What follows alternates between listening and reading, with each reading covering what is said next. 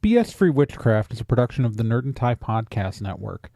Nerd and Tie produces podcasts ranging from actual play to true crime, and you can find more at nerdandtie.com or join our Discord by going to nerdandtie.com/Discord.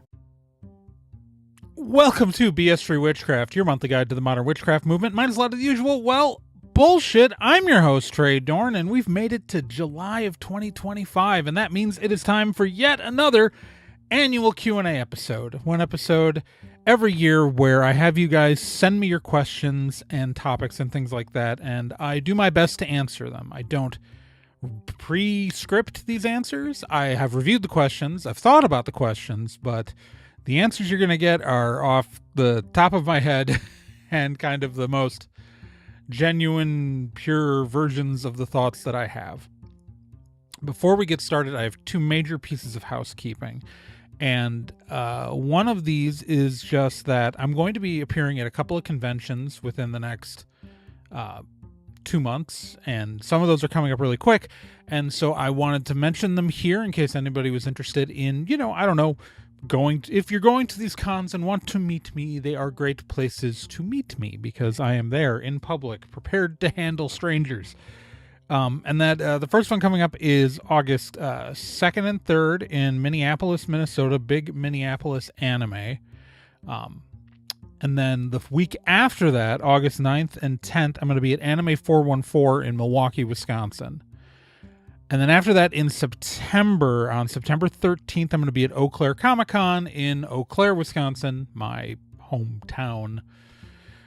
So if you want to find me in person, those are great places to do it. I'll put some links in the show notes to the convention websites. And yeah. Besides that, this is something more podcast related. If you are a listener who uses Apple Podcasts to consume the show, some of you have noticed that about 20 episodes are missing from the Apple Podcast version of the show. And I have been fighting and trying to deal with Apple support on this, and it's been going nowhere. The only solution they've offered me is effectively to completely rebuild the feed from scratch, which would break all the Spotify video episodes and cause a bunch of havoc on the show. So we're kind of at an impasse on the regular Apple Podcast feed. That said, we have created a second Apple Podcast feed. So the original one, and it has all of our ratings, which is kind of the frustrating thing, is what we're calling the green logo feed. That's the classic one because that's got the current show's green logo. We've created a second feed called the white logo feed. The white logo feed it's the same logo as the old version that was white. And we've done this to differentiate which one you're on. And the white logo feed on Apple Podcasts has every episode of the show. So like the 20 episodes or so that are missing, they're all there on the white logo feed. So if you want to listen, if you're a new listener who's going through the archives and you're using Apple Podcasts, use the BS-Free Witchcraft. I think we call it also the Nerd and Tie Network feed because BS-Free Witchcraft is a part of the Nerd and Tie Podcast Network. So please consider switching to that if you're looking for the full archive. Both feeds will keep updating with new episodes. So if you've listened to the whole show and you're not going to go back and archive bin, that's fine. You can stay on the green logo feed. New episodes are going to appear there. It's great because that runs off of the same RSS feed that everything else does, including all the ones that aren't broken. It's very frustrating. Yeah, obviously, if you're on Spotify, YouTube, all that stuff, you're not affected by this. If you're using the RSS feed directly into some other podcatcher, you're also not affected. This only affects Apple Podcast users, which is a large percentage, but not the entirety of this audience. So I thought I would mention that. That said, also, though, because that new feed is only it's less than a month old, it has no reviews on it. So if you're an Apple Podcast listener, please go review the white logo feed because, I need that one to start appearing in searches when people look for the show. There's links on bsfreewitchcraft.com. Now, with that, let's actually start answering your questions. So most of these questions were sent in through the BS Your Witchcraft contact form. One of them also was sent in through the contact form on my personal website, traedorn.com. That's fine. I prefer the BS Your Witchcraft one because it actually makes it easier to find the questions when we do this in my inbox, because I get a lot of email. But the first question I'm going to answer was not sent to any contact form. They sent it to me on Tumblr, because it started with the line, "I don't feel like this is a good enough question for the question podcast episode, so I'm asking it here." Well, sorry, I thought it was a good enough question, and I couldn't check with you because you sent it on Anon. So you get to deal with being the first question. Here's what they asked. Is there a secret to capturing the holiday magic feeling from childhood? I want the Wheel of the Year to feel like that, but I didn't grow up with it, and I don't know how to capture those feelings as an adult. Also, is there a lower energy way to ward my home? I've got chronic fatigue now, and warding the way I usually do is a very, very tall order, and I can't meet it anymore. I just don't have the energy left, but I can't think of a different way to do it that feels powerful. All right. Anonymous Tumblr user. Capturing the feeling of childhood with the Wheel of the Year, the reason why it doesn't feel that way is because you're not 8 years old anymore. Everything feels better when you're 8. At least the happy stuff. And so you have nostalgia for a childhood feeling, and I don't know if there's an easy way to do that as an adult to something that you didn't practice before.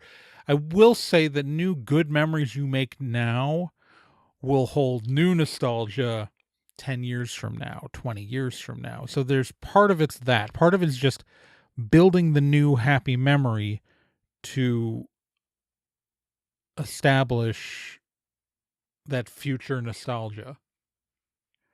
And I know that, like, maybe not a satisfying answer, but that's kind of the only way to do it. The other thing is to take things from holidays that you enjoyed as a kid and transfer those to your new holiday. Like, obviously, Christmas and Yule are the Yule's the big one, right? That a lot of Christian traditions have gotten reinterpreted into Yule, much more so than the reverse. We did an episode on that. So, like, we put up a Yule tree in my home. I mean, but we're also like a mixed faith household. It's my wife is not a Wiccan. My wife is not. My wife is very agnostic, but she grew up celebrating Christmas. So, like, we put up the tree, we put up the holiday decorations, and we exchange gifts with each other on Yule, though. So it's like, if you want to feel your childhood nostalgia, you have to incorporate your childhood nostalgia into things. If you want to feel genuine new nostalgia for a thing, you just have to keep doing it. You have to build new happy memories around a thing. You can't remember a happy memory that doesn't exist. You have to make those memories first. But I'm going to warn you, nothing ever feels as good as when you were 8. That's just the reality of it. Now, on to the warding. The warding part of your question about fatigue and things like that. Look, I'm just going to be flat with you. A bunch of us are over warding. Most people in this world do not have any magical wards around their house. They just don't. And so you doing anything has made your home more protected than all of your neighbors, most likely. So I wouldn't feel too bad about not achieving the perfect ward if you aren't feeling up to the energy for it.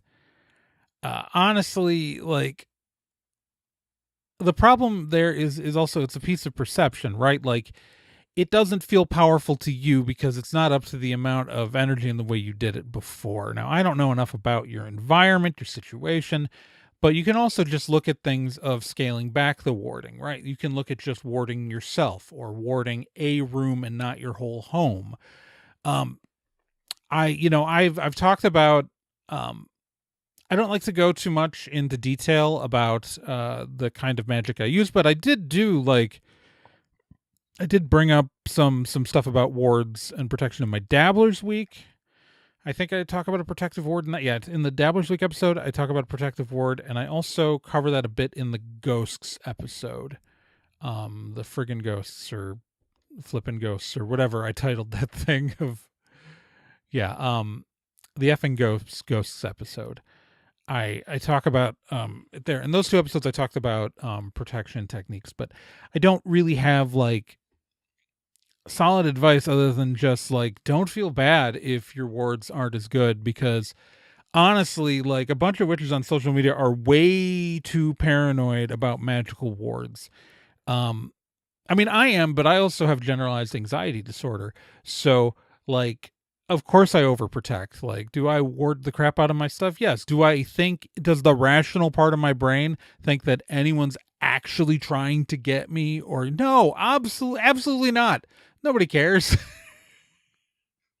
I do it anyways, though, because I'm neurotic. Uh, well, mostly just I wake up in the middle of the night and go like, oh shit. I have a bad dream. I need to reward the whole house at 2 a.m. Don't be like me. Be don't be like me. So yeah, I hope that was satisfying. I know that like some of it is just like you just got to make new happy memories, and then you'll be able to look back and get that happy feeling thinking about your happy memories, because that's what that childhood memory feeling is, right? Like the childhood memory, like that whole childhood feeling and nostalgia and all that stuff, and like that bright feeling around a holiday has to do with the fact that, especially as a kid, like it is just for people who have that around holidays, because not everybody has that kind of experience. People who did not, there are people who grew up in homes where that's not a happy thing, right? But for those people where like holidays were a happy thing for them as a kid, the reason why you got that feeling every year is because, and you don't remember the first time you had it, so it just feels like it was always there, but you had you had a happy experience the first time, and then it happened again, and those memories reinforced the new memories you made, reinforced the pre-existing happy memories that repetition gave you. And so that kept happening, and so every year it builds, right? You are experiencing the new happy memory while in the memory you're experiencing the new happy events while in the memory of previous times you did it, right? So you get that's where the vibe and the glow happens, because you are simultaneously, because like when we celebrate a tradition, when we do the same thing over and over again, we are recreating the environment, right? When you recreate the environment, you are both evoking the happy memory while having a new happy experience, it's a reinforcing loop. So the way you make yourself have those happy memories with the Wheel of the Year is to, if you want that, is build happy memories every year. And every year it will feel more like that. That was not a terrible answer. I'm happy with that answer. All right. So moving on down. Second question. The next asker goes here. I love your podcast. Most of the time I find I agree with you. However, you told someone they could make up their own pantheon if they wanted, and then went on a rant about Lilith being a closed practice. You admit she is briefly mentioned in Jewish folklore, so what's the difference between worshiping the clearly made up goddess based on that character and making up our own out of whole cloth? I understand appropriation, but I don't feel that is happening. Basically, that worship the goddess Lilith only stole the name, the rest they made up. I don't feel this is a case of quote-unquote sticky hands, but I'm willing to listen. My friends that are Jewish don't think it's closed, but they are not Orthodox or conservative. Maybe that's the difference. All right, so the difference is that you say briefly, okay, I don't remember what I said in each episode, but I do know what I said in the episode specifically on Lilith. And that is the figure of Lilith is exclusively from Jewish folklore. The myth of the Mesopotamian Lilith is a conflagration of a bunch of stuff, but largely largely it's still based off of the figure from Jewish folklore. This the first wife of Adam stuff all comes from the Alphabet of Ben Sira, which is a satirical text from about the 10th century, I think. I don't have the sources in front of me. I'm just trying to remember as best I can. But Lilith is an exclusively Jewish figure. And now the reason why the goddess Lilith thing happened is because there was a Jewish feminist who effectively tried to girl bossify the figure of Lilith a while back, and that made a lot of people then, because of the Christian dominance in our culture, who tried to pick up a lot of non-Jewish people tried to pick up that story and run with it. And now look, I'm not here to tell a Jewish person what they can and can't do with their own folklore, and that is not my business. However, it is something from Judaism, like from Jewish culture, I should say. And it is exclusively from Jewish culture. And we live in a world where the Jewish people are frankly experiencing a lot of anti-Semitism, and it's an ethno-religion. It is a closed practice. If you want to it would be an insane thing to do, but there is a road to conversion, and you could go become Jewish. That would be an insane thing. Don't convert to Judaism to use Lilith in a witchcraft practice. That would be a crazy weird thing to do. But that's the difference. Is you say you understand appropriation, but it is appropriating. And while there are Jewish people who don't have a problem with it, please understand the Jewish people aren't a monolith, and you aren't a part of that group. And when we take from marginalized people, especially ones who have historically experienced a massive amount of anti-Semitism from the group that you belong to, it's messed up. And I say this all the time, that I'm not in your head, I'm not in your house. I don't understand the feelings you have had. I have not had your experiences, and I'm not in your personal space, and I'm not going to smack a figure off your altar. I don't control what you do or why you do it, but I do think it kind of makes you a dick when a member of a dominant group takes something from a marginalized group that a large number of members of that marginalized group, especially when it's a closed ethno-religion, it's a dick move. And if your goddess that you're using is so made up, why can't you pick a different name? Right? If it's so disconnected from this Jewish figure of Lilith, where the only thing you're using is a name, why are you using that name? It seems to me that if it was this important to you, you would have found a different name for this supposed goddess than Lilith to begin with. The only reason to use Lilith, and that name specifically Lilith, comes from Jewish folklore. Like, it descends from like words like Lilu and Lilitu and those words, but it's not those words. It's not Lilin. It's not Lilitu. It's not Lilu. It is Lilith specifically. Why is it so? That's why I ask, is that knowing that there is potential harm in taking from this closed ethno-religion, and you say it is so different, why do you insist on taking their name for a thing? Why do you insist on taking that name?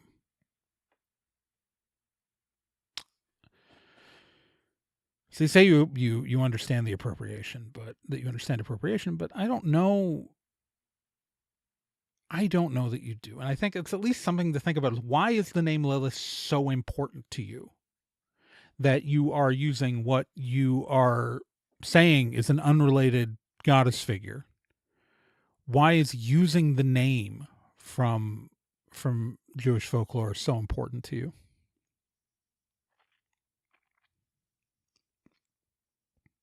Just please think about it. All right. Um, Moving on to the next question on a similar topic. Hi, Trae. I really enjoyed your recent episode on Lilith. As a Jew, I find it both fascinating and cool to see how people from other cultural backgrounds engage with our folklore. I've become really interested in the term closed cultural practice, which I hadn't heard before this episode. It's not coming up on Google Scholar at all, and in a regular search seems to lead mostly to the Wiccan community. Do you know where it comes from? Yeah, I know exactly where it comes from. It comes from the witchcraft community. It's the terms closed and open practice come effectively from the witchcraft community, and it's because the witchcraft community has, for since at least the 90s, been dominated by various forms of eclectic witchcraft, primarily originally eclectic Wicca, and then we see the growth of other forms of effectively self-assembled witchcraft practices. And people assemble and take from different places. And so because of this kind of unique culture of effective, like, this is gonna sound derogatory, but I don't mean it in a negative way. But effectively, cafeteria spirituality, where you're taking different things from the buffet and assembling your path. Because of that, we had to define terms when the conversation about cultural appropriation really started to pick up steam, in the last decade, like when people really started to finally examine a lot of the cultural appropriation within the community. Terms like open practice and closed practice became popular to kind of like describe, like, it's okay to take something from Norse mythology or from Norse reconstruction because that is an open practice. These are, open things, versus taking from something, again, like Judaism, which is a closed ethno-religion. So that's where the terms open and closed practices, plain and simple. The reason why you're finding primarily witchcraft pages talking about this and witchcraft sources is because these are terms that came out of the witchcraft community to describe kind of the unique situation. Because if you think about it, like you think about any other religion, and I know that not all witches are religious, but to some degree, even a non-religious witch, when we're talking about magic, we are, by like the academic definition, talking about like spiritual and religious beliefs, even if we're not talking about organized religion. Like even a personal set of beliefs still fall into this kind of category. If you're working with the deity, you're practicing some form of religion. It's okay. Technically you are, just because it's not organized religion or structure or whatever. And I'm not here to define stuff like that, but because we're in kind of this unique thing where people are in this community are figuring out their own spiritual practices, that's why we needed terms like open and closed practice to kind of describe the differences of what we're doing and what we're talking about and looking at. And that is where that's it. It came from us. That's why. That's why you're only finding witchcraft sources, because that's not a thing that Jewish people have to worry about. It's not a thing that even, if you're talking about Christianity, is not something that they worry about. It's because we are assembling individual spiritualities. So we have to think about it. All right. Next question. Hello, Trae. I absolutely love your podcast. Thank you so much for bringing it to the masses. My question for you is, can you shed some light on the Theban alphabet? What is it? Who used it / uses it? What is it for? Thank you. All right. Theban alphabet. For those of you who don't know what it is, I don't really have any examples up to show you, but the Theban alphabet is effectively a cipher. It is an alternate way to write stuff. It is a cipher. It's occasionally known also as the witch's alphabet. And I will tell you that I have never used it a day in my life. It was first published in Johann Trithemius's Polygraphia in 1518. He attributed it to Honorius of Thebes, but there's not really any reference to it older than that. I don't think. Maybe someone can correct me if I'm wrong. I don't think it's actually all that ancient, but the purpose of this alphabet is effectively to encrypt stuff. It is a cipher. It is designed to disguise writing.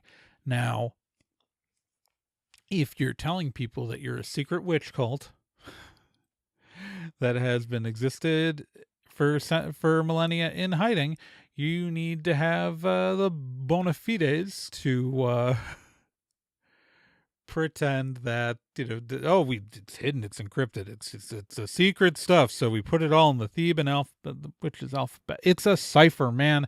First off, it's a cipher that is very well published and distributed. So if you're writing stuff in the Theban alphabet, anybody can decrypt it.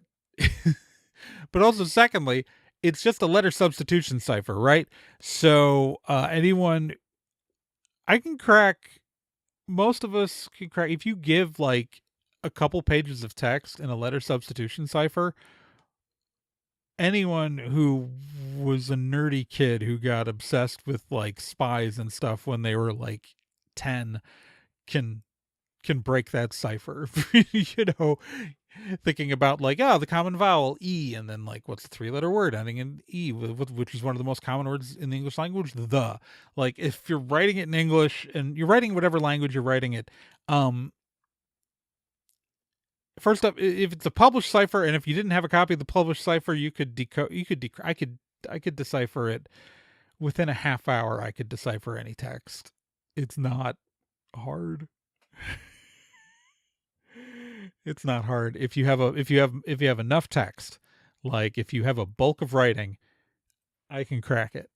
Like obviously, just like short sentences are hard if you don't have the key, but like a paragraph, I can get there. So people look. I'm not gonna criticize anybody for using something that like gives their stuff some flair. It looks cool. You want it to be cool. Do it, man. I am not being critical of that. Just have fun. But it's just any cipher will do. There's nothing inherently magical about it. It doesn't like give anything a boost. Its intended purpose was secrecy. So if you want to do it, fine. But it's like the only thing in my book of shadows to make it hard for someone to read is my terrible handwriting. So no, I don't use the Theban alphabet. You can if you want. It's just a cipher. It's just a cipher. All right. All right, you know what? Here's the thing. I'm going to age myself a million years right now. I'm going to take out y'all, I'm recording these late at night. I have been reading stuff on screens all day, and occasionally in my mid 40s, I have to put on reading glasses. Now, here's where I immediately like age 1,000 years the moment I put these on my face. So watch. Especially with the hat. Yeah. I look like 1,000 years old now. Like, audio listeners just have to believe me when I say putting on my reading glasses makes me look 1,000 years old. Also, the better camera that I use for shooting these compared to the way I used to shoot them also makes me look 1,000 years old. You can see every gray. You can see the gray in my beard better than you can see it in person. Anyways. All right, on to the next question. Subject. Not everybody fills out the subject line. It's the only reason I haven't been reading subject lines is because not everybody fills that out beyond something like feedback episodes. So this one is subject. That autism episode is so important. Hi, Trae. I'm a longtime listener and witchcraft enthusiast and happen to be an academic researcher focusing on technology and disability. I just wanted to say that I loved that you did an episode about autism and I was nodding along with it. The urge to message you came because you mentioned people in the episode after that. You mentioned people in the episode after that. People were upset that you said autism is not a superpower. Those people should go fuck themselves. The whole autism as a superpower rhetoric, even outside of New Age / alt-right / eugenics / blatant fascist bullshit, like you mentioned. Also, Amber Green has a great and concerning essay on Aspie supremacy, side note. It's ableist and harmful beyond measure in the sense of function or else, where people are divided into quote-unquote useful in the inherently dehumanizing capitalist system or quote-unquote not useful. Autistic people who aren't quote-unquote too much are kind of Stockholm syndrome into being the good disabled people, burning out to adapt and internalizing a narrative that implies that other disabilities are bad and that autistic people don't really have any problems or suffer at all. There are literally organizations, e.g. Auticon, touting autistic people as resources for companies to harness, parading autistic people around as tech geniuses, which also ignores gender biases. But at the same time, if you have a meltdown at the workplace, you get fired and you never get any goddamn accommodation, ever. Because you should just suck it up and function, or else you'll be thrown in with the quote-unquote bad disabled people. The superpower narrative is working against solidarity and telling autistic people a big, fat lie to make them comply with a system built to harm them and perpetuate harm against fellow disabled people. And then frustrated noises between stars. Anyways, love the show. Good shit. Thanks. Sorry?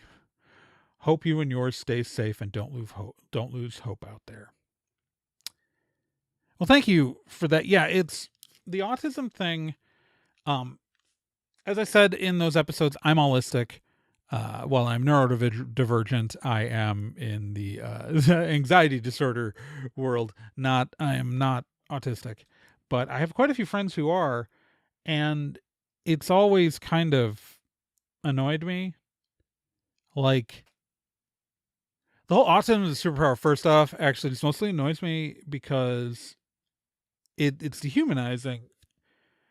But also, like, I've met autistic people who are dumb as a bag of bricks. This is not like I'm a nerd, right? Like, I'm a geek. I run in circles with quite a few autistic people, and I have many friends who are, and I have met people of every intelligence level, right? Like, I have met very smart autistic people. I have also, again, met autistic people who are dumb as a bag of bricks. And these narratives are really harmful because, like, let me tell you, the stupid person I'm thinking of is perfectly functional in society. Like, it's not.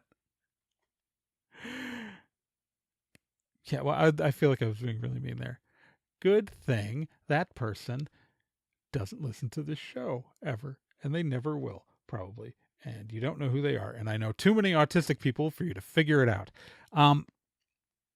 Yeah, it's just, I wish I could do more on that. Like, so, like, the Starseed and Indigo Children stuff has been around for so long, and it just drives me nuts. And I don't, like, the telepathy tapes was like a really good opportunity to, like, take something that's trending and big because it got more eyes on the episode to talk about it, because they were literally claiming that they had telepathic powers. And it's just nonsense, especially when it's based all on a discredited technique. That it's just, it is funny that only the nonverbal autistic people are psychic according to them, but you know, that's convenient. But I don't know. I'm just glad that the episodes I did can be helpful, and I hope that they have been helpful for people. And I will do my best because we are all in this together one way or another. All right. Moving on to the next question. Subject: question for the host regarding magic and cons. Hi, Trae. Have you ever crossed over your witchcraft into your convention sphere? Used magic at a con? Or put things you learned in the convention space into your practice? All right. So, for those of you who only really know me through the Witchcraft show, and while I mentioned I'm doing some conventions in the next few months, I have been working conventions for 29 years. It'll be 29 years in a couple of weeks because the first convention I ever staffed was Gen Con back when it was in Milwaukee. It was supposed to be that you had to be 18 to staff the con. I was 15, but I was tall. I was over 6 feet tall and had a large vocabulary, so nobody asked to check my ID. So that's the first year I ever started working at a convention. And for uh, between 2002 and 2023, I co-founded and helped run Wisconsin's oldest anime convention, No Brand Con, and that was a convention I ran for years. I've been attending conventions even longer. I've been attending conventions since I was like 13, so over 30 years. So like 31 years I've been attending conventions. So they're a big part of my life. Witchcraft is also a big part of my life. Have I ever combined the two? Not in like, I don't think like in any purposeful way. Obviously, like I'm still like running protective charms on things like that. I will, if I'm worried about a convention's attendance being too low, I might, put some stuff out there. If I need to locate something, I might use one of my little locator magic tricks to find a physical object. Um, so I don't know like if there's any like, but like that's just all little stuff, the kind of stuff I would do in any other part of my life, right? I don't really think I've taken anything from like the only thing I can say that I've brought in from conventions into my magic is that I am very organized. Um Also, like, so again, I've mentioned I have generalized anxiety disorder, which you think would be a problem. It's not social anxiety, it's generalized anxiety disorder. So I'm kind of weird. See, the thing is that when you have a panic attack going to the bank, right, and you have to learn to get over that, suddenly you have all of these tools to deal with real panic. So when an actual crisis happens, like a real crisis, because you've been forcing your body to deal with, you've been building these tools, like you've spent years building these tools to deal with what feels like life and death situations, even though they're not. When actual dangerous situations happen, you are fully set to manage that anxiety. If it feels like you're going to die every day, when suddenly you might, it's not any different. Like, if you're having to like train your brain to like, no, you're not in danger, no, you're going to be fine, you can turn those tools around in an actual crisis situation. Suddenly you're the crisis person. Like when we were running No Brand Con 2022, we only ran 2 cons post pandemic, but in 2022 when we came back, we mandated vaccines and had to make people show proof of vaccination. We mandated masks, and I was the convention director. I was the absolute person in charge, and I set up a policy that if anybody tried to fight us, you don't have to deal with them. I will deal with them. And I put my body between these people and anyone else working for me. And because I have the tool set to deal with, to be cool and calm in a crisis, because I am always like, it's my secret, I'm always panicking. So if I can make it through my life on a day-to-day basis, I can make it through this. And like in many ways, like my witchcraft, I've talked about, I don't know if I've talked about this on the, have I talked about the show about how like the meditative techniques I've learned through my witchcraft and that stuff, and like calming and like grounding and centering my energy and all that stuff is part of how I deal with panic. So in that sense, I am like doing things like grounding and centering and like using techniques I learned as a witch to keep myself in control and calm in crisis situations, like when you have to deal with, really dark stuff that I don't want to describe because I don't want bad things happen sometimes. And sometimes you got to be the person to handle it. And that's so that is how my witchcraft has influenced my con life, but in ways that it does every other part of my life, right? Like it's not unique in that regard. Like it's not uniquely a convention thing. And definitely I don't think conventions have really influenced my witchcraft like the other way. Uh Maybe they have, but I can't think of any of them right now. And that is the answer I am giving at this juncture. If it turns out I'm forgetting something, we all lose. So,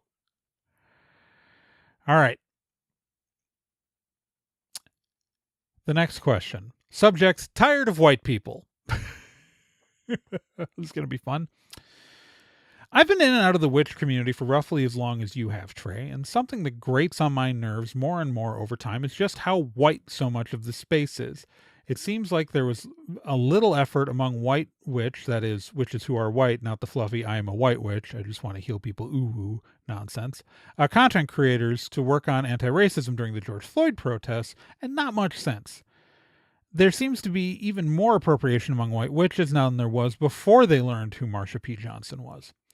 Do you have any thoughts on how the de facto segregation and caucasity in the witchcraft community can be more effectively ameliorated in a lasting way?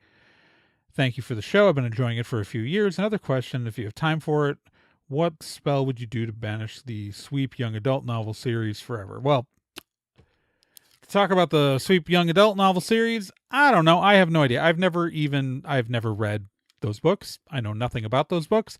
I would say, I don't like the symbolism of book running, and if you want to get rid of it, you don't want to give money to the author anyways. Print out a piece of paper with the cover of one of the books, bind it in string, dig a hole, burn it, bury the ashes. That's what I would do. That's that that is the spell off the top of my head. But for the rest of this, well, first off, one of the reasons why it seems to be getting worse is just also in part just because the witchcraft community is growing, right? So you've actually got a lot of people who are joining witchcraft now who weren't in witchcraft during 2020. So even if, and I'm not saying that they did, but even if a lot of people did some major deconstruction of their racism 5 years ago, a whole bunch more people showed up to the party. So by proportion, not looking great. However, that does not mean that, and that is if we take the generous reading that people deconstructed stuff. So I mean, the main problem is just that look, the modern witchcraft movement spins out of the 20th century with Wicca, and that spins out of the occultist movement of the 19th century. And first off, the occult movement of like the 19th century stuff is super racist. Like witchcraft was starting with a bunch of racist assumptions from people. Like, I mean, it was a bunch of upper middle class British people to start with, and then it kind of went out from there. And like, there's nothing really inherently racist about Wicca itself, so which is why like it's not really an issue. And actually, I don't really like think there's many firm maybe I'd have to go look. There's probably 100% upper middle class British white people were doing racist shit. But like, it is because the entire movement grows out of effectively attempts to reconstruct European folk magic. Because like, again, the witchcraft movement comes out of like England and then other types of European neo-pagan reconstructionist movements throughout the 20th century. And so like, it's a lot of white people because it predominantly started with places that were majority white, right? And obviously there are many people of color within the modern witchcraft movement, but statistically there's just fewer of them. And the problem is not necessarily the witchcraft community at all. It's just what happens when anything is disproportionately white. It's a white people problem. This is a problem with suburban white people, which the witchcraft community overall, like obviously there are many people who aren't, but overall the modern witchcraft movement is got a bunch of suburban white folks, and a bunch of suburban white folks are going to act like a bunch of suburban white folks. So the only way really to talk about, like, we talk about ameliorating effectively ameliorating this in an effective way. It's just, unfortunately, the problem is just trying to deal with anti-racism in general within the white community.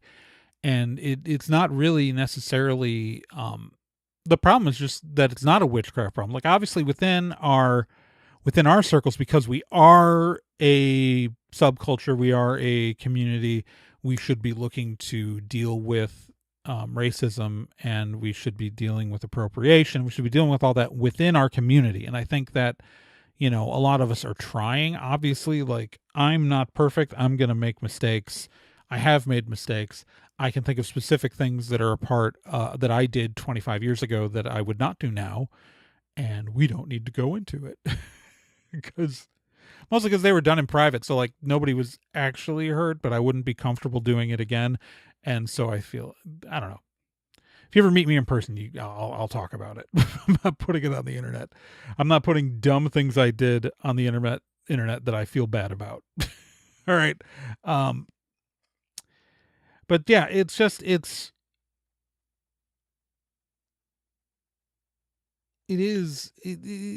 a white people problem. That's the problem. It's not it. So like, we can keep trying to do what we're trying to do, right? Of trying to call it out when we see it, and I don't mean that in like a call out culture sort of way, but just like talk to people, try to deal with it. It's obviously like, if you really want to get a white person to get any person to stop doing something, it's really hard, because directly confronting them is actually far more likely to drive them more into it. You have to talk to them. You have to humanize yourself. It is a massive pain in the ass. It is a necessary pain in the ass, but it's a massive pain in the ass. Because like the problem is, and I've talked about this for a long time, that people will dig in, right? It's when everybody knows, like all these people have been told and taught that racism is bad, right? And if they're told that they did something racist, it short circuits, because in their opinion, they're a good person, right? They think they're a good person. And so if I did that, I would be a bad person. So I have to rationalize this. I'm going to rationalize it away and explain why I'm not a bad person for doing this, because I don't think I'm bad. And it goes from there. It's like, and they'll kind of like the 20 nice things they did that week and try to be like, no, but I'm not a bad person, so I can't have done this, which is not a helpful attitude, by the way. If you ever get called out on doing something racist, whether you did something racist or not, because it is a can of worms, your first thought should be listen to the accusation and try to figure out what they're saying. And I'm just going to say, like, the difference between a racist person and a person who does something racist is that a person who does something racist, when they find out they did something racist, will correct and do their best to like make amends and fix the situation, or at least apologize and try to do better, right? A racist person does something racist and you call them out and they're like, no, I'm fucking doing this. Like, that's the difference, right? It's once because like everyone will do, like, I promise you that almost every white person you've ever met has done something racist out of ignorance, that they just were unaware that it was racist. And it's what they do when they find out that is the issue.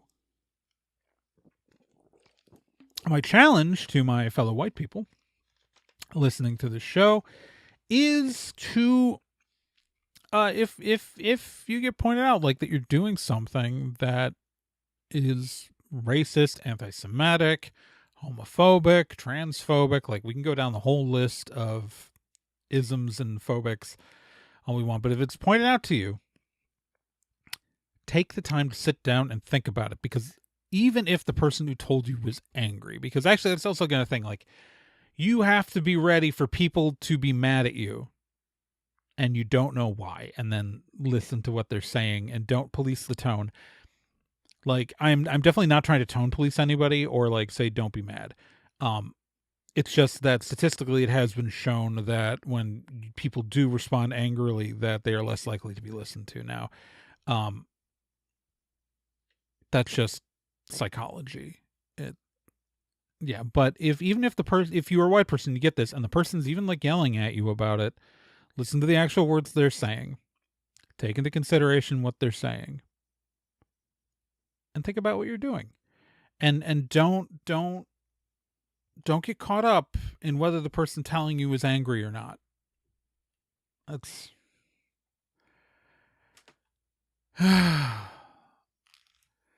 yeah, sorry, commenter. I have not yet figured out how to solve racism. If I had a good solution to this, I would have tried to implement it years ago. All right. Moving on. All right, next question. Hi, Trae. I'd like to ask a question for your upcoming Q&A. I already commented it under an episode, but I'll ask it again here. So, my question is, as a person who's a part of the Wiccan community and living in the US, because how much of a role do you think the reclaiming community does actually play? Do you or Wiccans you know ever read Starhawk's books or share her approach to the fusion of activism and spiritualism, like she discusses in her latest podcast, for example, or just in her books and essays? I'm from Germany, and Reclaiming Germany exists, but I haven't managed to actually talk to any real people, which is a pity since it's the movement I'm most drawn to. But the absence of Reclaiming in your podcast makes me wonder how much of a role it actually plays nowadays. Or maybe you've talked about it and I just haven't gotten so far yet then. Sorry if that's the case.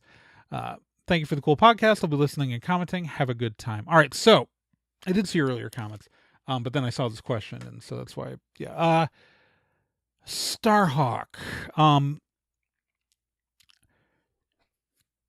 just gonna say this: in 2025, Starhawk is not as significant a figure in the modern witchcraft movement as she was, say, 30 years ago.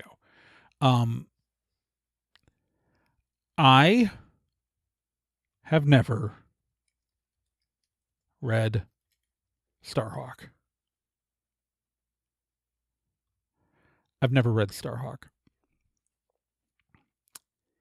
And I don't think that most people in the modern witchcraft movement these days have. Now, a lot of people have. And if you take a look at witches who are like, a bunch of Gen X witches are rolling their eyes at me if there's this, because like they're like, they all know Starhawk. Like, the Spiral Dance used to be like one of those books that people got recommended to read all the time. It's Starhawk's big first book. She's revised it multiple times, but overall, it's like the first publishing was like in 79, I think. So like, and there is like, there's some Burning Times and stuff in there,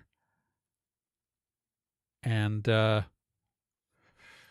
yeah, I just know what people have told me about it. I've never read it. I've never read Starhawk. I'm so sorry.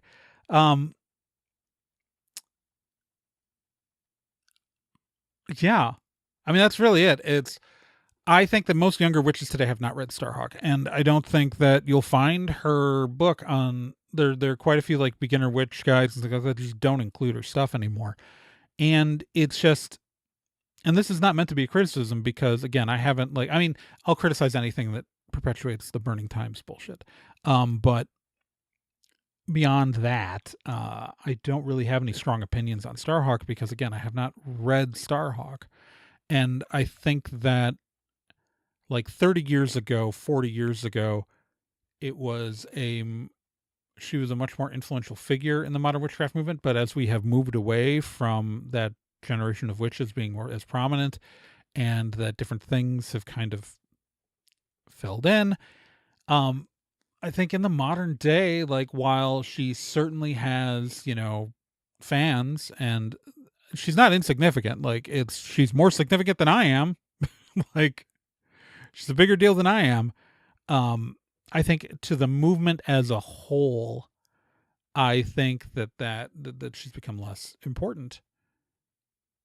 And yeah, so I would say in 2025, Starhawk is not as prominent a voice by a significant margin. I think you're going to have a lot of witches under the age of 30 who have never read her at all. I think you'll find a significant percentage who have never even heard of her. And that's not a criticism. It's just that is the way that, like, I can think of a lot of writers from, 30, 40 years ago who a lot of modern witches haven't read. It's just that her stuff used to be seen as fundamental, and now I think it's seen as optional. And I think that's fine. I think that we're always going to have like movement within the community about that kind of thing. So yeah, that's my take on Starhawk, is that I haven't read her, and I think a lot of new witches haven't, but a lot of witches who have about as much gray in their hair and beard as I do are fans and have read it. Yeah. All right. Moving on to the next question, because we are, ooh, I like it when they're this meaty. And again, there are questions on the cutting room floor. On to the next question. Hi, Trae. It's nice to meet you. My question was regarding your take on magical theory, i.e. the specifics on how and why you believe magic works. It's been my personal experience that if you ask 3 witches that you will get 5 answers. As a Patreon supporter, I'm obviously interested in your thoughts on the subject. All right. Yeah, if you ask 3 witches, you'll get 5 answers. Yeah, I don't often talk about my thoughts on magic on the show because it's all UPG, right? And like, I have been rather firm on like the stance that we shouldn't be like talking about our UPG as universal truth. So I don't really go into it that much because I figure nobody cares, right? I figure nobody cares how Trae thinks of magic. And also like a little tiny part of me that, like, again, for those of you who if you remember, if you go back to like I think episode 2, I talk about how I became a witch. I came originally as I was an atheist, so I often I hear myself say out loud the things I actually truly and fundamentally believe down to my core, and I go like, ew, okay, yeah. So yeah, like, uh, girding myself here to answer the question, how do I think magic works? So I am, first of all, I am an animist. I believe that in everything having kind of a spirit on its own, every atom of everything sort of does. And we are the culmination of our own self here in that way. It's funny because like I do believe, like, first off, I do believe that intention is a key part of magic. I don't believe it's the only part of magic, but I do believe it is a key part of magic. Which is always funny because I find myself arguing against intention online all the time as like kind of a devil's advocate, because a lot of the people who will come into the room and proudly announce that like as some universal truth that intention is required and important, and those people always drive me nuts because saying your UPG, your unverified personal gnosis, is universal truth is a dick move and you should not do. But so I end up like taking the counterpoint because I do know people who they don't believe that intent matters, and so I feel the need to like stick up for those folks and be like, "Nah, shut up." But I do. I'm actually one of the people who believes that intent is important. I believe that we are fundamentally connected to everything else in the universe, that we are part of a grand flow of energy that moves through, and we When we cast magic, we are sending our own energy or energy that we have pulled in from other sources out into the universe with an intent and direction. I believe the components fundamentally can be important to a spell, but are not necessarily intrinsic, because I am an animist and I believe that each one of these components themselves has a spirit, that my job as a witch is to convince those components to do what I am telling them to do. And that is why substitutions of spell components can work, is because you just have to convince that thing that is its job. And so you got to tell it that's its job and sell it on it and get it to do the thing you're trying to do. So we are fundamentally trying to move energy through the universe, through a connected universe. And, and I conceptualize the universe as represented by the Wiccan god and goddess that I believe are ununderstandable forces beyond human comprehension. And these are just faces I give upon them, which is fine, even though many Wiccans don't take that as a universal Wiccan decree, because Wicca is orthodoxic, Wicca is not orthodoxic. It is an orthopraxic religion that is defined by its practice, not its beliefs. So, my conception of the god and goddess should not be taken as universal truth or even a universal statement about people of my own religion.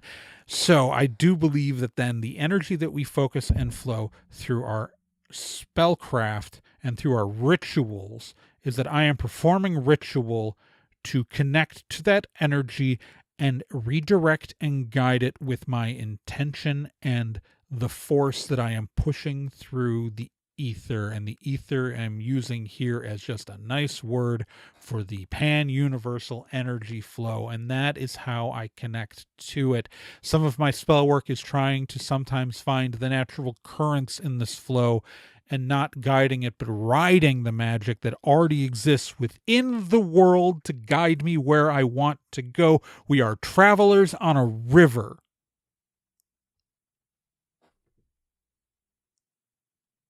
So yeah, that's kind of that's my take. I will probably never say that again on this show. Because that's just like the fundamental understanding of reality that once came to me on a street corner on 72nd and North, outside the what was then the Chinese pagoda. Isn't anymore. We're out of business. It's kind of sad. But obviously the street corner is still there. That's my thing. That's my thing.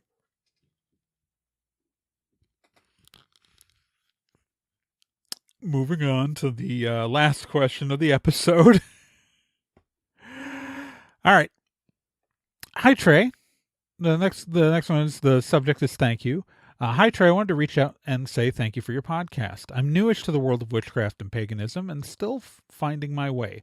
Having read a number of books aimed at beginners, I've been both good and bad, and have often been disappointed by pseudo-history generalizations and lack of citations. Your show has really validated these frustrations.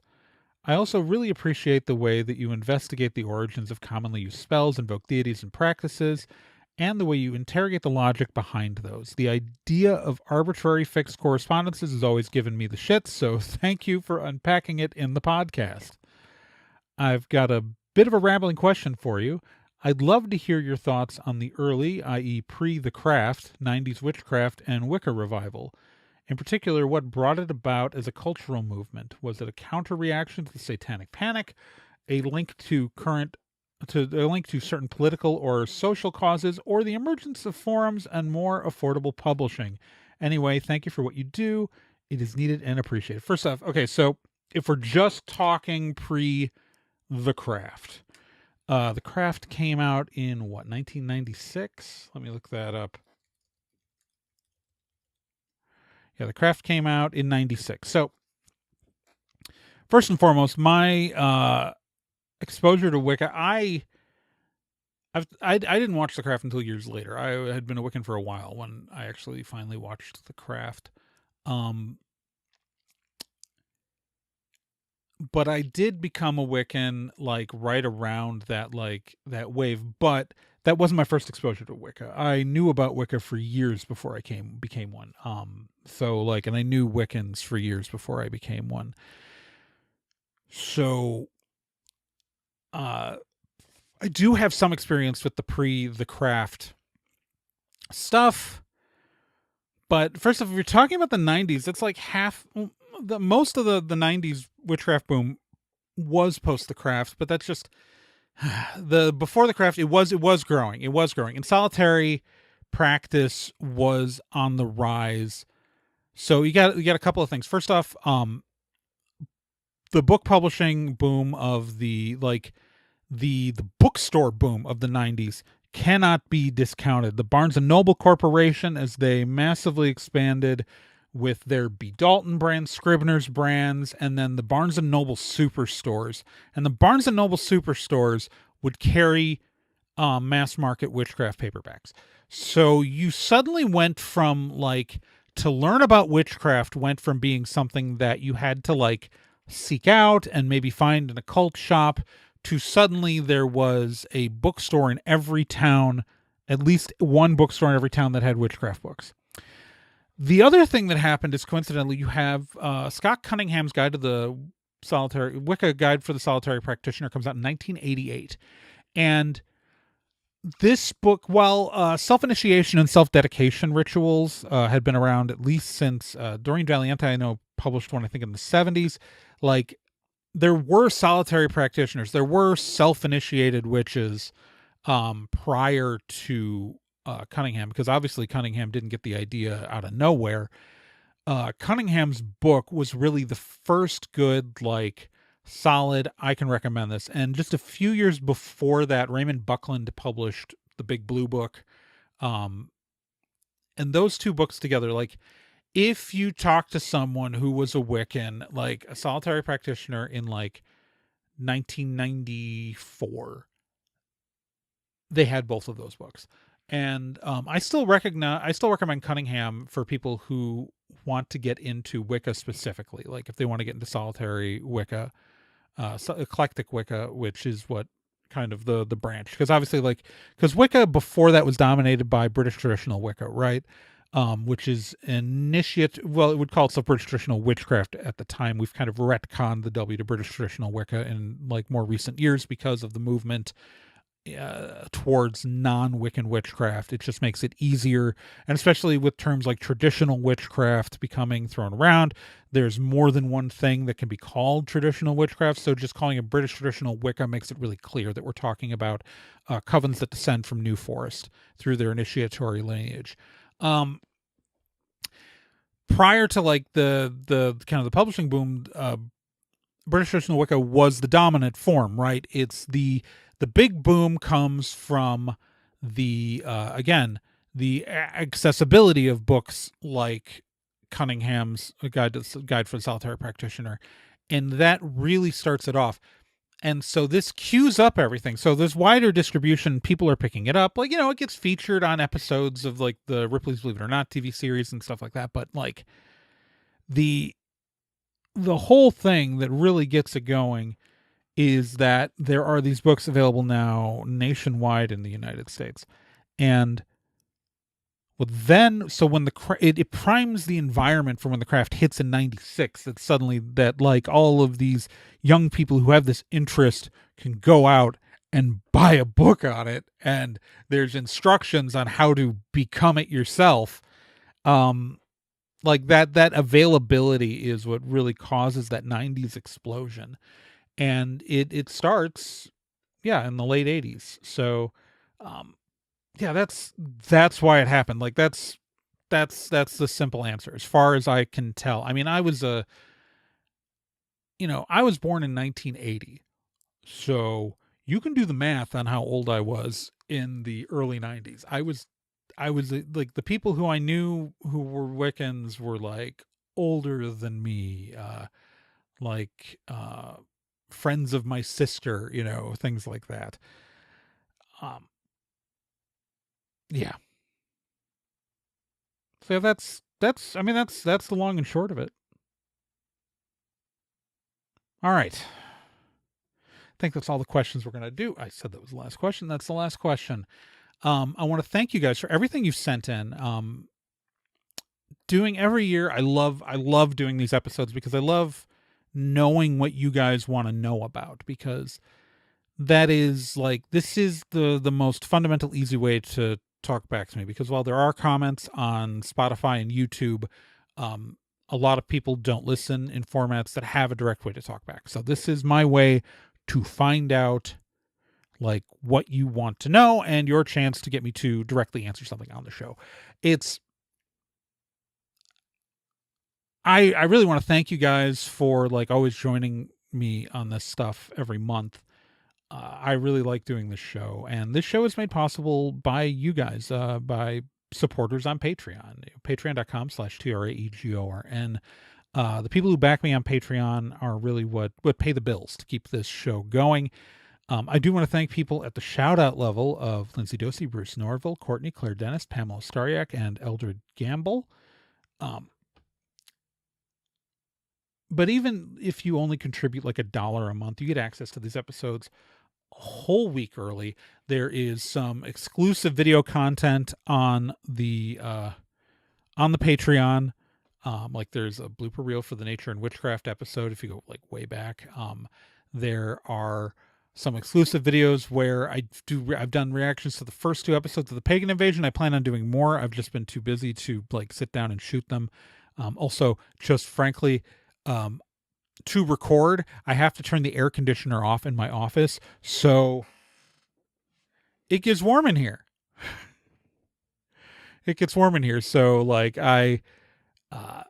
it's difficult to record sometimes. So that's the only reason I haven't done more Pagan Invasion episodes, because it does require me to sit down and sit on camera for like 2 hours.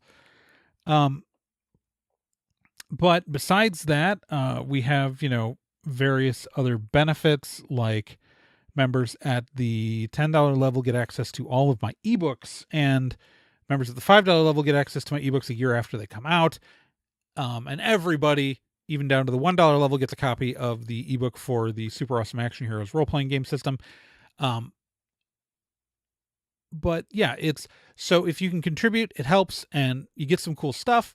It's patreon.com/TRAEGORN. There is a free tier also for people who just want to find out any important news updates. But if you want to support the show and you can't afford it, I totally understand. The world is a living nightmare. But remember, you can always promote the show on social media, share episodes on social media, tell other people about the show. And, you can follow me on social media on Blue Sky. It's traegorn.bsky.social. You can follow me on Tumblr at traegorn.tumblr.com. You can follow this show on Facebook at facebook.com/bsfreewitchcraft. Don't try to find my personal Facebook page. That's where I talk to my mom. But yeah, I'm also been active on TikTok again at TRAEGORN. I am fickle. I am mercurial on my TikTok usage, but right now I'm posting stuff. And remember, you can also watch the show in video format on YouTube and Spotify, so you can see my dumb face and look exactly how like ancient I look the moment I perch these reading glasses on my nose. Yeah, getting old, y'all. Getting old. I asked people on the internet how old I was, and they mostly got it right, although some people said I looked like I was in my 30s, which bless you for that. I don't, but like even the person who like overshot by like 3 years, so ballpark, that's fine. God, yeah. So and also please rate and review the show on places like, if you're on Apple Podcasts, please rate and review the white logo version of the show, please. And if you're on Spotify, please rate and review the show. Tell your friends, tell your friends' friends, tell your enemies. Just make them do it. With that in mind, remember, August 2nd and 3rd, I'm going to be in Minneapolis, Minnesota at Big Minneapolis Anime. August 9th and 10th, I'm going to be in Milwaukee at Anime 414. And September 13th, I'm going to be at Eau Claire Comic-Con. Remember, we're part of the Nerd and Tide Podcast Network. You can talk to us anytime on places like the Nerd and Tide Discord. You can find an invite for that at nerdandtide.com/Discord, or join our forums. They're slow, but they're there, and it's a great way to talk directly to me at nerdandtide.social. It's pretty awesome. And with that, Magicians, I want to thank you for tuning in yet another month of this wacky thing we do. And remember, dirt in our fingernails, brick in our hands, I'll talk to you next month, and keep fighting. And I'll keep fighting too.